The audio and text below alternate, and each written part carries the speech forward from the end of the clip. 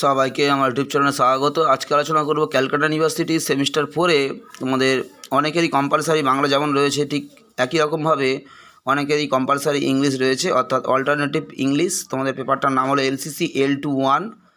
তোমাদের এই পেপারটা মূলত ল্যাঙ্গুয়েজ, সোসাইটি অ্যান্ড পার্সোনালিটি এই টপিকের উপর রয়েছে। তোমাদের এখানে সেকশান 1 বা মডিউল 1-এ মোট 3টে গল্প রয়েছে। প্রথমটা হলো দ্য আইডিয়া অফ ইন্ডিয়া, দ্বিতীয় গল্প রুটস এবং 3 নম্বর গল্প এ গান্ধীয়ান ইন গাড়োয়াল। এই 3টে গল্প থেকে মোট 3টে 15 নম্বরের প্রশ্ন তোমাদের পরীক্ষাতে থাকবে সেকশান 1 বা মডিউল 1-এ, এবং তার মধ্যে তোমাদের 2টো প্রশ্নের উত্তর লিখতে হবে। তার জন্য যে 3টে গল্প তোমাদের সিলেবাসে রয়েছে, সেই 3টে গল্পের উপর ভিত্তি করে আমি বেশ কিছু প্রশ্ন তোমাদের সাজেশানে দিচ্ছি আজকে ভিডিওতে। তোমরা প্রথম থেকে শেষ পর্যন্ত দেখতে থাকো।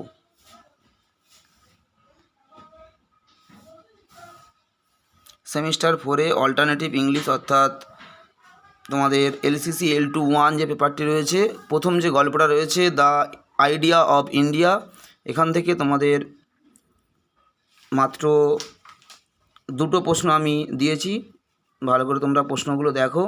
প্রথমটা হচ্ছে ভারতীয় জাতীয়তাবাদকে কেন ধারণা জাতীয়তাবাদ বলেছেন।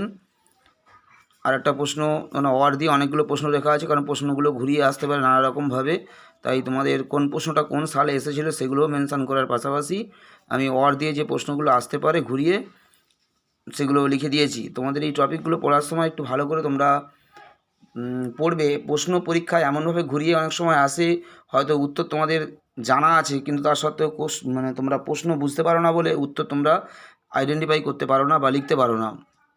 এরপরে তোমাদের 3 নম্বর প্রশ্নটা দেওয়া হয়েছে রুটস গল্প থেকে।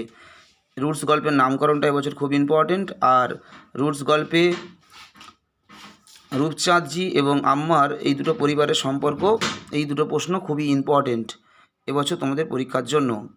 আর তোমাদের হচ্ছে যে the idea of India, Shashi থারুরের যে গল্পটা ওখানে তোমাদের রয়েছে লেখকের, ওখানে তোমাদের মাত্র 2টো প্রশ্ন আমি দিয়েছি।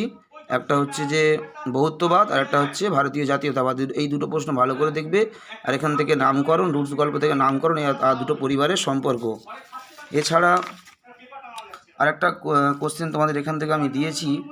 তোমাদের রুটস গল্প থেকে প্রশ্নটা নানা রকমভাবে ঘুরিয়ে পরীক্ষাতে আসতে পারে। 2টো পরিবারের কীভাবে সম্পর্কের বিচ্ছেদ তারা কাটিয়ে উঠেছিল, বা রুটস গল্পে যে সাম্প্রদায়িক দাঙ্গার যে চিত্র ফুটে উঠেছে তা আলোচনা করো, কিংবা রুটস গল্পে সাম্প্রদায়িক পরিস্থিতিতে কীভাবে পরিবারটিকে তাদের দেশ ছেড়ে পাকিস্তানের উদ্দেশ্যে যাত্রা করতে হয় তার বিবরণ দাও। প্রশ্নটা নানা রকমভাবে ঘুরিয়ে আসতে পারে, একই উত্তর এই 5 নম্বর প্রশ্নটা। তাই তোমরা এটা একটু দেখে রাখবে।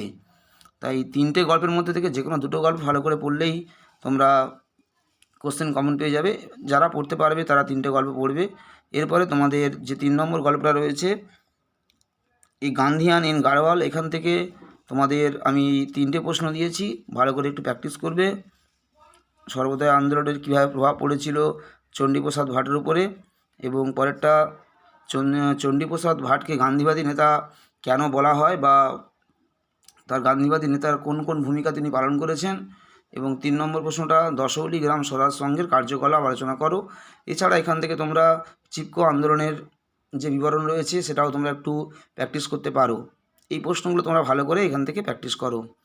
আশা করছি তোমাদের প্রশ্নগুলো পরীক্ষায় কমন আসবে, এবং তোমরা একটু বুদ্ধি করে এমনভাবে পড়াশোনা করবে যাতে প্রশ্নগুলো ঘুরিয়ে এলেও তোমরা যে যতটুকু পড়ে যাচ্ছ তারা সেখান থেকেই উত্তর কিন্তু তোমাদেরকে লিখে বেরিয়ে আসতে হবে। তাই ঘাবড়ে গেলে চলবে না। তোমরা যেভাবে প্রিপারেশান নাও না কেন এমনভাবে প্রিপারেশান নেবে যাতে প্রশ্ন ঘুরিয়ে এলেও তোমরা লিখতে পারো। সবাইকে নমস্কার।